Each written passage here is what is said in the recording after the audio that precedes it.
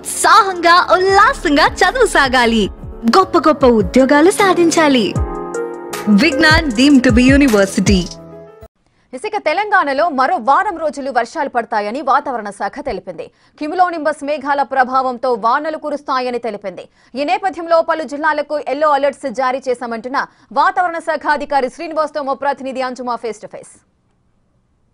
రాష్ట్ర వ్యాప్తంగా హైదరాబాద్తో పాటు పలు జిల్లాలలో అత్యధికంగా వర్షపాతం నమోదయ్యింది. గురువారం రోజు సాయంకాలము ఎడతెరిపి లేకుండా 3 గంటల పాటు వర్షం కురిసింది. అయితే ఏ జిల్లాలలో ఎంత మేరకు వర్షపాతం నమోదయ్యింది, అసలు ఈ వర్షాలు ఎందుకు కురుస్తున్నాయి, ఇంకా ఎన్ని రోజుల పాటు తెలంగాణ రాష్ట్ర వ్యాప్తంగా వర్షాలు కురిసే అవకాశం ఉంది అనే వివరాలను అడిగి తెలుసుకుందాము. మనతో పాటు వాతావరణ శాఖ అధికారి శ్రీనివాస్ గారు ఉన్నారు. మిగతా విషయాలను ఆయన మాటల్లోనే అడిగి తెలుసుకుందాము. నమస్తే సార్. సార్, నిన్న ఉదయం నుంచి మధ్యాహ్నం వరకు విపరీతమైన ఎండ, ఉక్కపోత వాతావరణం ఉంది. ఇక సాయంకాలం సమయంలో ఒక్కసారిగా వాతావరణం మారిపోయి కుండపోత వర్షం కురిసింది. ఎందుకు అంటారు? మనకి ఇది మాన్సూన్ సీజన్ అయినప్పటికీ మనకి మాన్సూన్ తరహా వర్షాలు కాకుండా మనకి వేసవకాలంలో పడే ప్రీ మాన్సూన్ షవర్స్ అంటాం. ఏప్రిల్ మే నెలల్లో ముఖ్యంగా క్యుములోనింబస్ మేఘాల వల్ల మనకి వర్షాలు పడతాయి.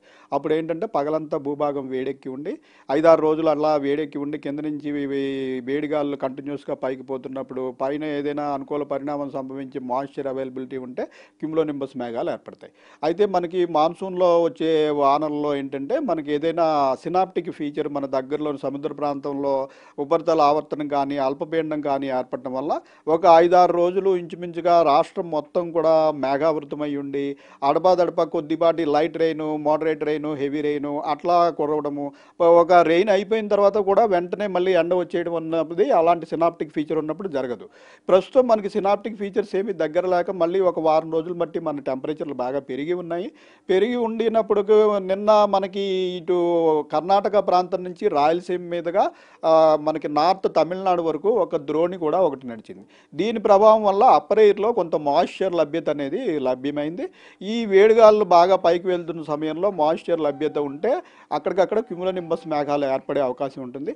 ఆ రకంగానే నిన్న మనకి దక్షిణ తెలంగాణ అలాగే సెంట్రల్ తెలంగాణ మన సిటీలోని 3 జిల్లాల్లోనూ కూడా విస్తారంగా వర్షాలు, heavy rain, very heavy rain కూడా మనకి చాలా చోట్ల రికార్డ్ అయింది. సో ఏ జిల్లాలలో మనకు అత్యధికంగా వర్షపాతం నమోదయ్యింది? హైదరాబాద్ వ్యాప్తంగా చూసుకుంటే నిన్న ఎక్కడ మనకి అత్యధికంగా వర్షపాతం నమోదయ్యింది అంటారు? మనకి నిన్న యాదాద్రి భువనగిరిలో 14-15 సెంటీమీటర్ల రెయిన్ రికార్డ్ అయిందండి. అలాగే మన సిటీలో కూడా ఒక చోట 14 సెంటీమీటర్ల రెయిన్ రికార్డ్ అయింది. ఇంకా మనకి సిద్దిపేట, ఇటు నాగర్ కర్నూలు, ఉమ్మడి మహబూబ్ నగర్ జిల్లా, ఈ జిల్లాలన్నింటిలో కూడా భారీ వర్షం రికార్డ్ అయింది. సిటీలోని చాలా ప్రాంతాల్లో మనకి 8-10 సెంటీమీటర్ల వరకు చాలా ప్రాంతాల్లో రికార్డ్ అయింది. 1-2 చోట్ల అత్యంత భారీ వర్షం మనకి 12 సెంటీమీటర్ల పైబడి కూడా రికార్డ్ అవ్వడం జరిగింది. సో ఈ రోజు, రేపు, ఎల్లుండి శుక్ర, శని, ఆదివారాలలో తెలంగాణ రాష్ట్ర వ్యాప్తంగా వర్షాల పరిస్థితి ఏ విధంగా ఉండబోతుంది అంటారు? ఈ రోజు, రేపు, ఎల్లుండి రాగల 7 రోజుల వరకు కూడా రాష్ట్ర వ్యాప్తంగా వర్షాలు ఉండే అవకాశం ఉంది. అయితే భారీ వర్షాలకి ఈ రోజు మళ్ళీ మనకి దక్షిణ తెలంగాణ ప్రాంతంలోనే ఎక్కువ అవకాశం కనిపిస్తుంది. ముఖ్యంగా ఉమ్మడి మహబూబ్ నగర్ జిల్లా, నల్గొండ, సూర్యాపేట, అలాగే మన ఉమ్మడి వరంగల్ జిల్లా, మహబూబాబాద్, యాదాద్రి భువనగిరి, మన సిటీలోని కొంత ప్రాంతంలో రంగారెడ్డి జిల్లాలో కూడా ఇంచుమించుగా భారీ వర్షానికి ఛాన్స్ ఉంది. ఈరోజు, రేపు పడే వర్షాలు కూడా ఇంచుమించు మనకి మళ్ళీ ఒక ఉపరితల ఆవర్తనం అనేది సౌత్ కోస్టల్ ఆంధ్రప్రదేశ్ దగ్గర ఏర్పడింది. అలాగే మనకి కర్ణాటక, మనకి నైబరింగ్ స్టేట్ కర్ణాటకలో కూడా ఒక ఉపరితల ఆవర్తనం ఉంది. ఈ రెండింటి మధ్య ఒక ట్రఫ్ మనకి ద్రోణి కూడా నడుస్తుంది. సో ఈరోజు కూడా ఉపరితల వాతావరణంలో మనకి మాయిశ్చర్ లభ్యత అనేది లభిస్తుంది. అలాగే మనకి టెంపరేచర్లు కూడా ఇంకా ఎక్కువే ఉన్నాయి కాబట్టి ముఖ్యంగా సాయంత్రం సమయంలో అలాగే రాత్రి సమయంలో మనకి ఈరోజు కూడా క్యుములోనింబస్ మేఘాల వల్ల మంచి వర్షం పడే అవకాశం అయితే ఉందండి, ముఖ్యంగా దక్షిణ తెలంగాణ, సెంట్రల్ తెలంగాణలో. సరే, అయితే మాన్సూన్ సీజన్ నడుస్తున్నప్పటికీ కూడా ఎండాకాలంలో ఏ విధంగా అయితే ఉష్ణోగ్రతలు ఉంటాయో ప్రస్తుతం కూడా అదే విధంగా ఉష్ణోగ్రతలు అనేవి ఉన్నాయో, ఉక్కపోత వాతావరణం కూడా ఉంటుంది. ఎందుకు అంటారు? యాక్చువల్గా ఈ పీరియడ్ ఆఫ్ టైం అంటే మనకి జూలై, ఆగస్టు సమయంలో కూడా మన ఉండే ప్రాంతము సూర్యుడికి దగ్గరగానే ఉంటుంది.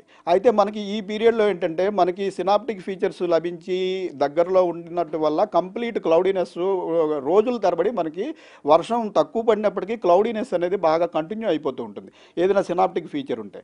అయితే మనకి సినాప్టిక్ ఫీచర్స్ మనకి దగ్గరలో ఏర్పడకుండా ఈసారి మనకి చాలా సుదూర ప్రాంతంలో గ్యాంగటిక్ వెస్ట్ బెంగాల్ ప్రాంతంలో ఏర్పడటం వల్ల మనకి ఈవినింగ్ మంచి భారీ వర్షం, అతి భారీ వర్షం పడినప్పటికీ మొన్నటి పొద్దున్న అయ్యేటప్పటికి మొత్తం అంతా క్లౌడ్లెస్గా అయిపోయి మనకి ఎండ కాస్తుంది. ఎండ కాసి మళ్ళీ టెంపరేచర్లు పెరిగిపోతున్నాయి. టెంపరేచర్లు పెరిగినప్పటికీ మనకి మాయిశ్చర్ లభ్యత మనకి వేసవి కాలంలో కంటే శీతాకాలంలో కంటే వర్షాకాలంలో మాయిశ్చర్ లభ్యత అయితే ఉంటుంది. అది క్లౌడ్గా ఫామ్ అయ్యి వర్షం పడటానికి మరిన్ని అనుకూల పరిణామాలు ఉండాలి. ఆ పరిణామాలు లేకపోవడం వల్ల మనకి వర్షం పడకపోయినప్పటికీ తేమ లభ్యత ఉంటుంది. అయితే టెంపరేచర్ ఎక్కువ పెరిగి తేమ లభ్యత ఉన్నప్పుడు బాగా మనకి ఉక్కపోత, ఈ కొత్తలాడే వాతావరణం ముఖ్యంగా మనం కోస్టల్ ఏరియాల్లో చూస్తాం. అటువంటి వాతావరణం మనం సిటీలో ప్రస్తుతం ఆ కారణం వల్ల చూస్తున్నామండి. సార్, ప్రస్తుతం తెలంగాణ రాష్ట్రంలో ఇంకా లోటు వర్షపాతమే నడుస్తుందా, లేదంటే ప్లస్లో ఉన్నామా? మనము నిన్నటి వరకు ఇంచుమించు 13% లోటులో ఉన్నామండి. నిన్న పడిన వర్షాల వల్ల ఒక లోటు ఒక 5-6% తగ్గి ప్రస్తుతం మనం 9% లోటులో ఉన్నాం. Thank you sir, thank you. So ప్రస్తుతం చూసుకున్నట్లయితే కూడా ఇటు హైదరాబాద్తో పాటు తెలంగాణ రాష్ట్ర వ్యాప్తంగా అన్ని జిల్లాలలోనూ తేలికపాటి నుంచి మోస్తారు వర్షాలు కురుస్తున్నాయి. అయితే అక్కడక్కడ భారీ నుంచి అతి భారీ వర్షాలను కూడా నిన్న గురువారం రోజున చూసాము. ఈ రోజు నుంచి రానున్న 4-5 రోజుల పాటు కూడా ఇదే విధమైనటువంటి వాతావరణ పరిస్థితులు ఉండే అవకాశం ఉన్నట్లుగా కూడా అధికారులు అయితే తెలుపుతున్నారు. వీడియో జర్నలిస్ట్ గౌరవ్తో అంజుమ.